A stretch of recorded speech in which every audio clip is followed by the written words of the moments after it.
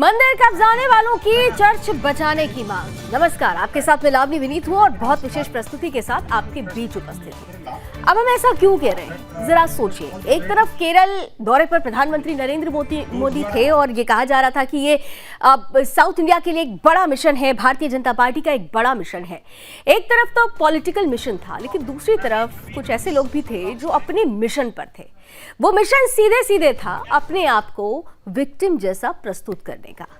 अब सोचिए कि बड़े बड़े चर्चों के बड़े बड़े पादरियों का समूह प्रधानमंत्री से मिलकर अगर ये कहता है कि भारत में चर्च पर हो रहे हमले को लेकर वो चिंतित है, इसके लिए बड़ी कार्रवाई होनी चाहिए, तो फिर सर्वधर्म समभाव की बात करने वाले इन्हीं पादरियों को उस वक्त चिंता क्यों नहीं होती है जब बड़े पैमाने पर देश में ईसाई मिशनरीज धर्मांतरण का खेल खेलती हैं, जब बड़े पैमाने पर मंदिरों की जमीन को कब्जा करके उस पर चर्च बनाने के लिए बाकायदा रोड मैप तैयार किया जाता है, जब बड़े पैमाने पर कोविड काल के दौरान ये देखा गया कि आदिवासी हिंदुओं को प्रलोभन देकर लगातार धर्मांतरण का खेल खेला जाता रहा, जब हिंदू देवी देवताओं के खिलाफ अपशब्द कहे जाते रहे, जब हिंदू देवी देवताओं को सामने रखकर ईसाई मिशनरीज ईसाईयत को उनसे ऊपर बताती रहीं, एक धर्म को नीचा और दूसरे धर्म को सर्वोपरि बताती रहीं,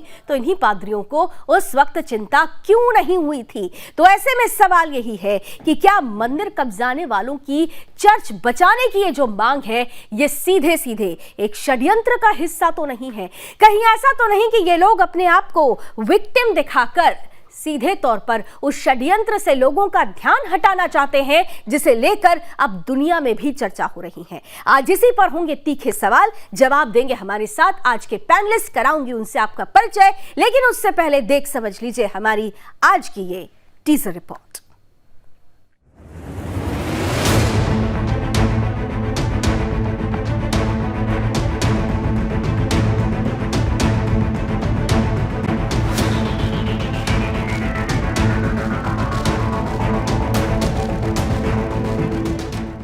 संस्कृति पर कुठाराघात की सच्ची घटनाएं सुदर्शन न्यूज आपको दिखाता रहा है, लेकिन क्या हो जब हिंदुओं को अंदर ही अंदर दीमक की तरह खोखला करने वाले, उनके दिल दिमाग हिंदू देवी देवताओं, ग्रंथों, वेदों आदि के खिलाफ जहर भरने वाले सामने आए और हिंदुस्तान में अपने आप को असुरक्षित बता दिया। एक बार को हर राष्ट्रवादी सोच में पड़ जाएगा कि क्या ये कोई चालबाजी है। दरअसल हम बात कर रहे हैं केरल दौरे पर प्रधानमंत्री मोदी से मिलने वाले पादरियों की, जिन्होंने प्रधानमंत्री मोदी से मुलाकात कर भारत में चर्चों पर हो रहे हमले के प्रति अपनी चिंता जाहिर की और ऐसा करने वालों के खिलाफ एक्शन लेने की मांग की। लेकिन असल में सच क्या है, ये सबको पता है। आंध्र प्रदेश सरकार जहां सुरक्षा के नाम पर मंदिरों की जमीन और वहां की दान पेटियों को हथिया रही है, वहीं दक्षिण प्रांत के राज्यों में विकास के नाम पर मंदिरों को तोड़ा जा रहा है। यूपी, बिहार, झारखंड, उड़ीसा में तो चर्चों से धर्मांतरण का रैकेट चलाया जा रहा है। लेकिन मजाल है कि इनमें से किसी भी पादरी ने उसका विरोध किया हो। जहां भोले भाले हिंदुओं को ईसाई बना दिया जाता है, उनकी गरीबी और शिक्षा का फायदा उठाकर उन्हें प्रलोभन दे धर्मांतरण उनका करा दिया जाता है। अब सवाल ये कि मंदिर कब्जाने वाले चर्च बचाने की मांग किस मुंह से कर रहे हैं। Bureau report, Sudarshan.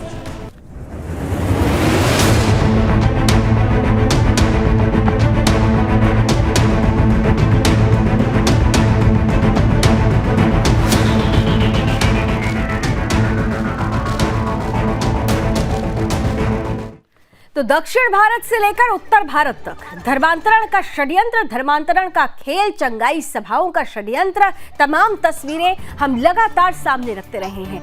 दुनिया भर में धर्मांतरण को लेकर चर्चाएं भी हो रही हैं, तो ऐसे समय में ये बात उठाकर क्या उस धर्मांतरण से, उस धर्मांतरण के खेल से, उस खेल पर पर्दा डालने की कोशिश हो रही है, ध्यान भटकाने की कोशिश हो रही है? आज इसी सवाल का जवाब जानने की कोशिश करेंगे। हमारे साथ जो पैनलिस्ट इस वक्त जुड़ चुके हैं, मैं स्वागत करती हूँ, स्क्रीन पर लेकर आइए।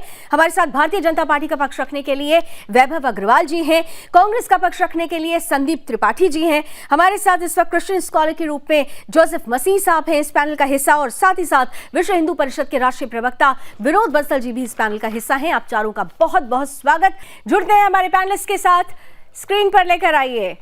हमारे साथ जोसेफ साहब इस वक्त जुड़े हुए हैं। जोसेफ मसीह जी, आपको मेरी आवाज पहुंच रही है सर? जोसेफ मसीह साहब, आपको मेरी आवाज पहुंच रही है?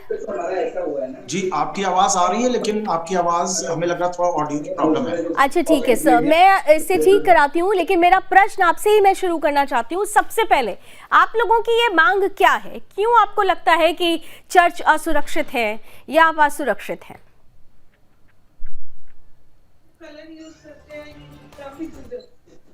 हमारे देश के जो प्रधानमंत्री श्री नरेंद्र मोदी जी हैं, और वहां पे लोगों से मिले हैं, तो उन किसी से भी अगर आप मिलिए तो पूरे देश के ये मुखिया हैं, तो उनसे तो अपनी प्रॉब्लम कोई भी बताएगा।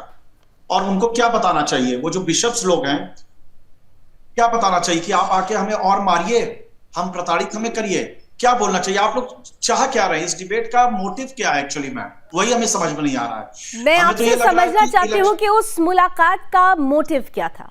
आप कहते हैं कि चर्च पर हमला हो रहा है, आप की चिंता चर्च पर हमले पर थी, लेकिन उस वक्त चिंता क्यों नहीं होती जब ईसाई मिशनरीज लगातार धर्मांतरण कराती हैं? और इसकी तस्वीरें एक नहीं कई बार सामने आई हैं। आपके साथ ही मेरे कई डिबेट्स हुए हैं, और मुझे याद है कि जब हम काशी के डिबेट पर थे तो आपने खुद ये बात कही थी कि ऐसा करना गलत है, लेकिन उसके पीछे भी कुछ अवधारणाएं होती हैं जिस पर हमारी और आपकी तीखी बहस हुई थी।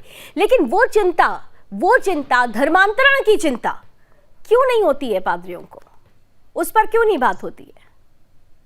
ठीक है, कभी कभी मैम कुछ बातों पे जब मीटिंग होती है तो उनके कुछ पॉइंट्स होते हैं, मुद्दे होते हैं, हम लोग उसी मुद्दे पे उसको बात करते हैं। अभी जैसे आपका ये डिबेट है, इस पे ये टॉपिक है, इस पे हम जनसंख्या कानून के बारे में थोड़ी ना बात करने लगेंगे। तो मोदी जी जब बिशप लोगों से जाके मिले, कोई उनका एजेंडा होगा, कुछ पॉइंट्स रखे होंगे, वो लोग उसी पे ना बात करेंगे वही तो कि वो अपने हिसाब से किसी भी टॉपिक पे बात नहीं करने भाई, लगेंगे। तो मैं वही कह रही हूँ कि इस एजेंडे को चुनने, आपका एक एजेंडा, आपने कहा ना कि आपका हर मीटिंग का एक एजेंडा होता है, तो ये एजेंडा ही क्यों कि अपने आप को विक्टिम दिखाने की कोशिश की जा रही है? क्योंकि तो मंदिरों को भी तोड़ा गया, मंदिरों पर भी कब्जा करने की कोशिश की गई।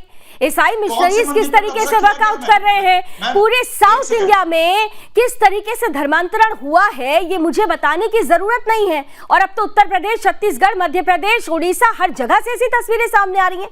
चंगाई सभाओं का कॉन्सेप्ट क्या है ये बताने की जरूरत नहीं है। मेरा प्रश्न मूल ये है कि इतना सेलेक्टिव क्यों हुआ जा रहा है? आप कहते हैं ना कि सब बराबर है, तो फिर ये चिंता उस वक्त क्यों नहीं होती है जब हिंदुओं पर धर्मांतरण का प्रहार होता है? तो मैम, मुझे तो लगता है ये डिबेट के टॉपिक और ये डिबेट का ये जो प्रोग्राम है, ये तो माननीय प्रधानमंत्री जी को ट्वीट कर देना चाहिए कि आप वहां पे ये जो आप काम कर रहे हैं, इस पे ऑब्जेक्शन उठाया जा रहा है, ये होना नहीं चाहिए।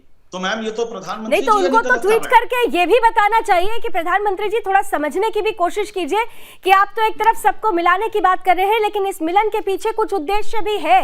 आप चर्चों पर हमले की बात तो करते हैं, लेकिन मंदिरों पर जब हमले होते हैं, हिंदुओं का जब धर्मांतरण होता है एक के बाद एक, और केंद्र सरकार खुद 13 ऐसे संगठनों को बैन कर चुकी है जिनको विदेशों से फंडिंग आती थी, तो फिर तो तस्वीर का दूसरा पहलू ये भी है। खैर, आपने अपना एजेंडा फिक्स कर दिया, आपने हमारे डिबेट के एजेंडे को भी समझ लिया, लेकिन मेरे प्रश्न का जवाब अभी तक नहीं आया।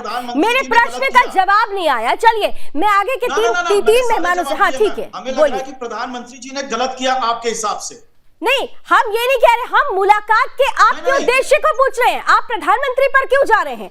भाई, प्रधानमंत्री से आप लोग मिले, मैंने आपके उद्देश्य की बात की, मैंने आपकी मुलाकात, जो पादरी मिलते हैं उनका जो उद्देश्य था, मैंने वो जानने समझने की कोशिश की।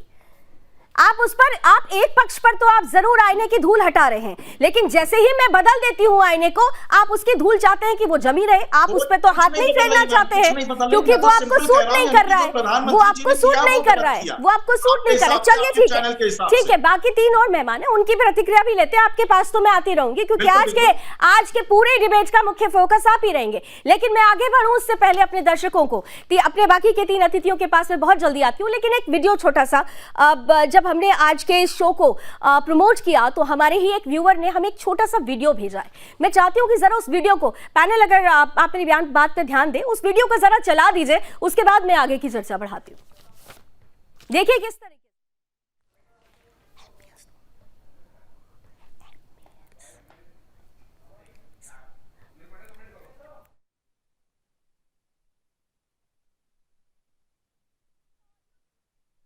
असल ये वीडियो हमारे एक व्यूवर ने भेजा, दिखा दीजिए, फिर से दिखा दीजिए जरा सा।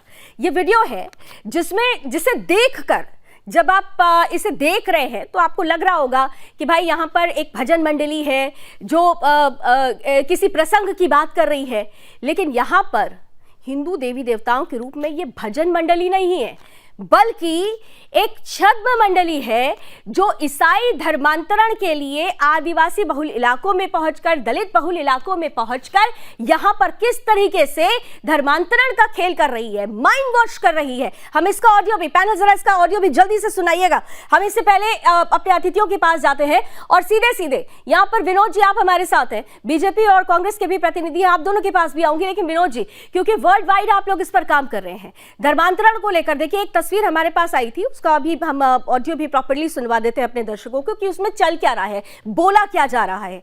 बकायदा हिंदू देवी देवताओं का रूप धारण किया जाता है, हिंदू बस्तियों में जाया जाता है, लेकिन पीछे खेल क्या होता है, धर्मांतरण का। और दूसरी तरफ जब बड़े देश के बड़े पादरी प्रधानमंत्री से मिलते हैं तो चर्चा क्या होती है, चर्च पर हमला हो रहा है। यही दुख, यही चिंता तब क्यों नहीं होती है जब ऐसी मंडलियां बाहर निकलती हैं और हिंदू बस्तियों में धर्मांतरण का खेल खेला जाता है।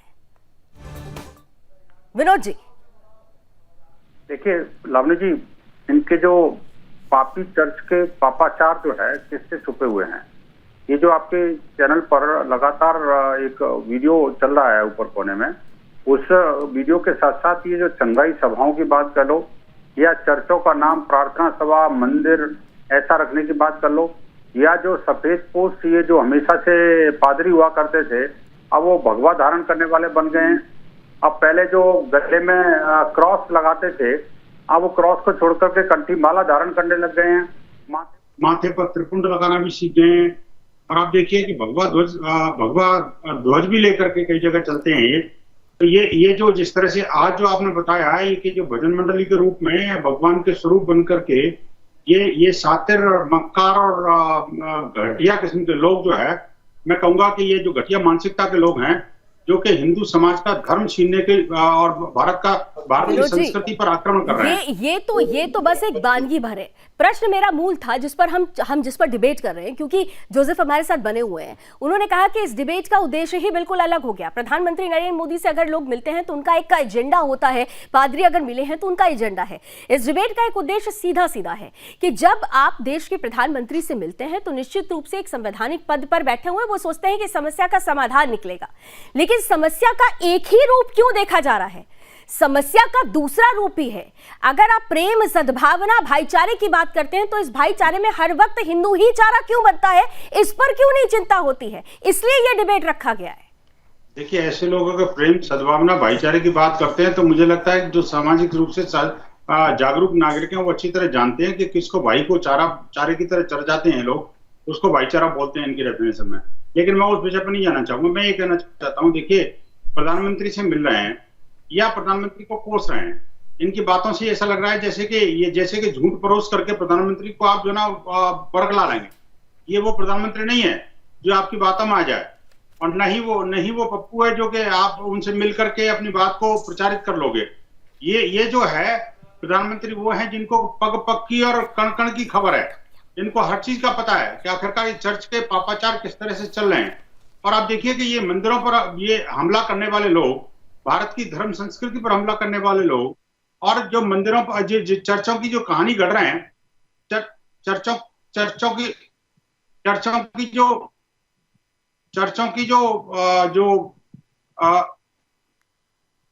जी लावनी जी सुनिए। जी बिल्कुल विनोद जी, बिल्कुल।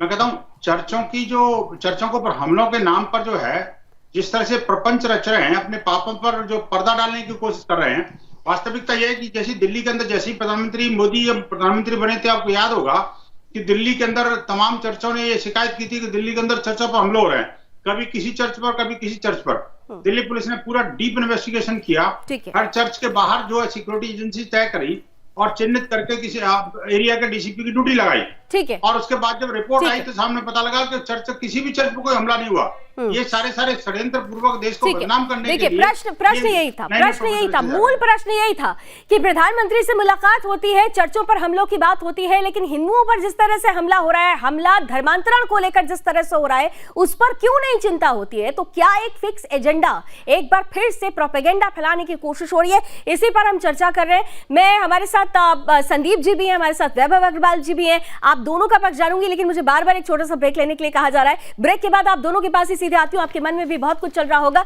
एक छोटा सा ब्रेक लेते हैं, जल्द मिलते हैं, बने रहिए हमारे साथ इस चर्चा में।